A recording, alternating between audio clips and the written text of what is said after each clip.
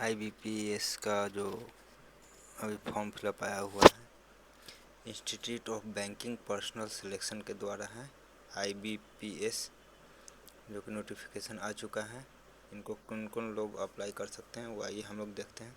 ये common recruitment process है for recruitment of probationary officer managements के लिए है। ये जो वैकेंसी है 2027-28 के लिए, आप इसका ऑफिशियल वेबसाइट पे भी जा सकते हैं www.ibps.in पे। कोई क्वेरी है तो आप इस वेबसाइट पर http://cgrs.ibps.in पर आप पूछ सकते हैं, कोई क्वेरी होगा तो।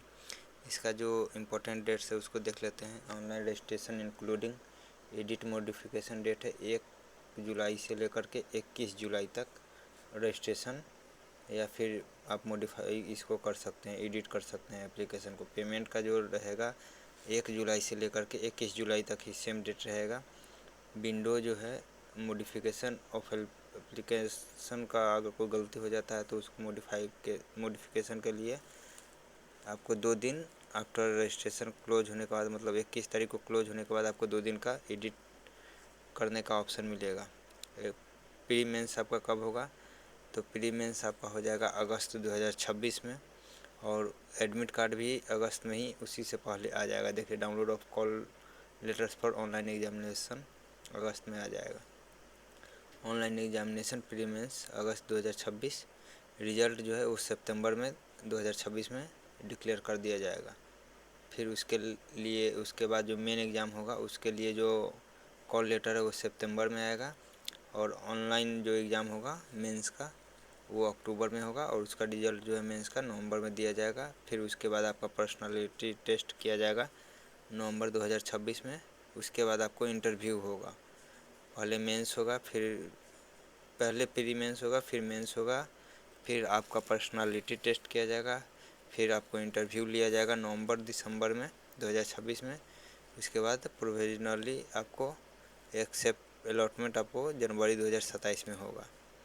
तो ये पूरा डिटेल नोटिफिकेशन है। तो चलिए हम लोग देखते हैं डिटेल नोटिफिकेशन में क्या क्या दिया हुआ है। तो यहाँ पे देख सकते हैं प्रोविशनरी ऑफिसर या मैनेजमेंट ट्रेनिंग के लिए है। आपको बेसिक पे जो है वो 48,480 से ये स्टार्ट है, और ये देख सकते हैं 62,480 ये स्केल ऑफ पे है। आपको अलाउंस मिलेगा। The official will be eligible for allowance, बहुत सारा चीज़ आपको मिल सकता है। एलिजिबिलिटी क्राइटेरिया क्या रहेगा ये सब हम लोग आगे देखते हैं। देखिए, आपको एज जो है मिनिमम 20 साल होना चाहिए और मैक्सिमम 30 साल होना चाहिए अगर आप जनरल से बिलोंग करते हैं तो। SC/ST कैटेगरी के लिए 5 साल का एज रिलैक्सेशन है, छूट मिलता है। अदर बैकवर्ड क्लास जो नॉन क्रीमी लेयर से आते हैं उनको 3 साल का है। पर्सन जो बेंचमार्क डिसेबिलिटीज़ हैं जो उनको 10 साल का एज रिलैक्सेशन दिया गया है। अगर आपको ज़्यादा जानकारी चाहिए तो आप ये डाउनलोड कर सकते हैं वेबसाइट से जा कर के, और इसको पढ़ सकते हैं। चलिए आगे देखते हैं इसमें क्या क्या और दिया हुआ है। जो इम्पोर्टेंट है हम लोग वो सिर्फ देखते हैं, और जो आप अगर डिटेल में ज़्यादा पढ़ना चाहें तो आप डाउनलोड कर सकते हैं इसको। देखिए, आपका एजुकेशनल क्वालिफ़िकेशन क्या होना चाहिए।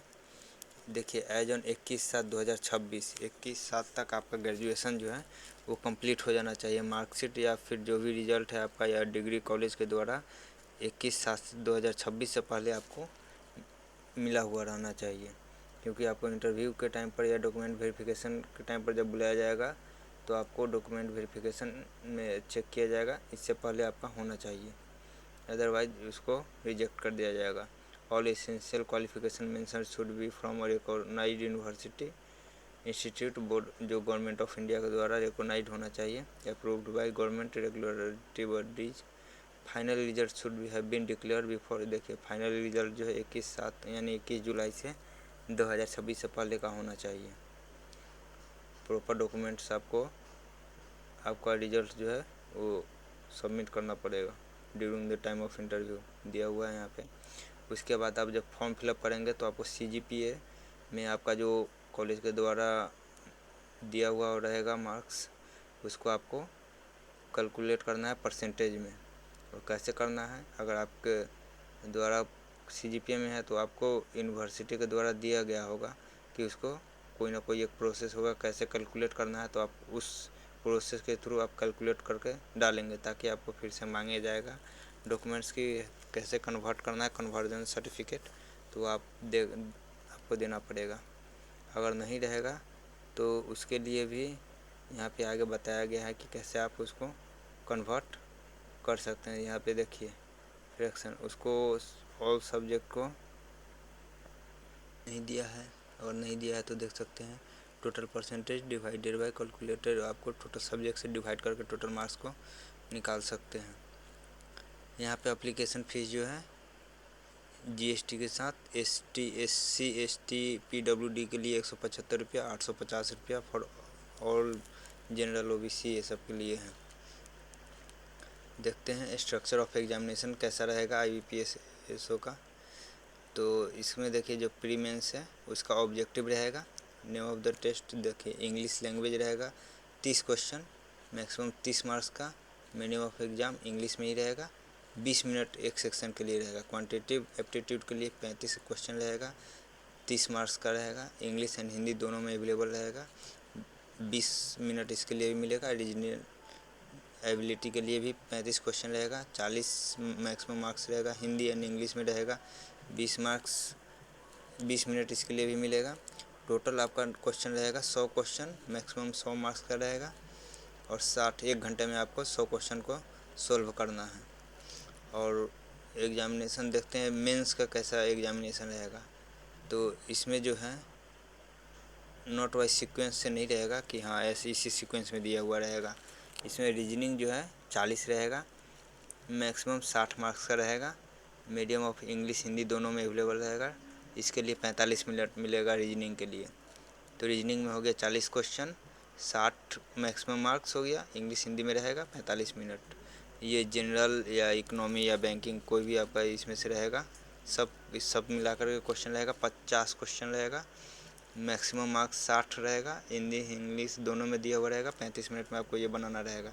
इंग्लिश लैंग्वेज 40 क्वेश्चन रहेगा, 20 नंबर का रहेगा, इंग्लिश में ही रहेगा, 35 मिनट में आपको सॉल्व करना है। डाटा एनालिसिस एंड इंटरप्रिटेशन में 40 क्वेश्चन 60 नंबर का रहेगा, इंग्लिश हिंदी में पेपर रहेगा, 45 मिनट के अंदर आपको सॉल्व करना है इस सेक्शन को।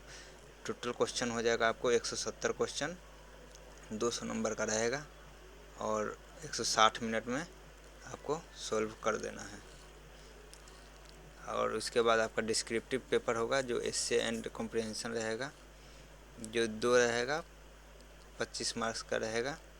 और इंग्लिश में होगा, 30 मिनट के अंदर में आपको ये करना है। और यहाँ पे दे सकते हैं अगर कोई भी चेंज होता है एग्जामिनेशन में तो आपको इसी वेबसाइट के थ्रू आपको बता दिया जाएगा। तो आप इस वेबसाइट को विजिट करते रहिएगा। पर्सनालिटी टेस्ट कब होगा, जब आप मेंस और प्री मेंस फिर मेंस दोनों क्वालिफाई कर जाते हैं तो फिर आपका पर्सनालिटी टेस्ट होगा, फिर इंटरव्यू होगा।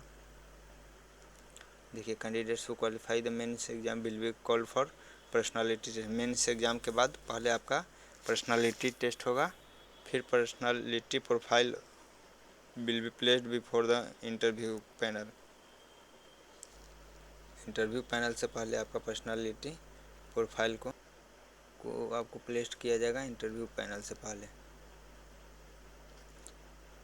यहाँ पे देखिए इस एग्ज़ाम में आपको 0.25 नेगेटिव मार्क्स भी रहेगा। अगर कोई क्वेश्चन गलत करते हैं तो 0.25 आपको नेगेटिव भी रहेगा। तो ये आपका डिटेल नोटिफिकेशन है। और आपको ज़्यादा डिटेल में और पढ़ना है तो आप इसको वेबसाइट से जा कर के डाउनलोड कर सकते हैं। आपको लिंक दे दिया जाएगा डिस्क्रिप्शन में, वहाँ से जा कर के और डाउनलोड कर सकते हैं। यहाँ पे देख सकते हैं वैकेंसी कितना है। बैंक ये सारा जितना भी बैंक का नेम है ये सब बैंक पार्टिसिपेट कर रहे हैं इस वैकेंसी में। जैसे बैंक ऑफ बड़ौदा गया, bank of India, bank of Maharashtra, Canara bank, central bank of, ये सब का वैकेंसी आया हुआ है। और किस में कितना वैकेंसी आया हुआ है ये देख सकते हैं। SC कैटेगरी के लिए आपको आया हुआ है 285, इसमें आया हुआ है 75, 165, ST के लिए 142, बैंक ऑफ बड़ौदा में 513, OBC EWS तो आप इसको स्क्रीनशॉट भी ले सकते हैं। और ये देख सकते हैं टोटल एससी के लिए 1009 पोस्ट है, 502 है एसटी के लिए। तो आप इसको भर सकते हैं। अगर आपको कोई क्वेरी हो तो आप